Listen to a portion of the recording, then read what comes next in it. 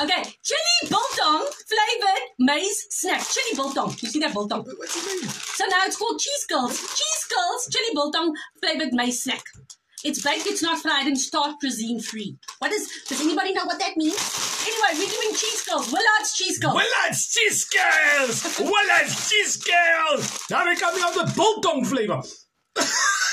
Wow, it smells like biltong. Let me get into it because we don't have time here. Okay, let's see. Let's see. This tastes like biltong. It actually smells like biltong. Yo, I need mensen when to go get proper biltong, yo. This is real. It tastes like real biltong. Listen to me. Fadi, go this December. I haven't had to your biltong in friend's a house. long time. Bring him 2 packets of this.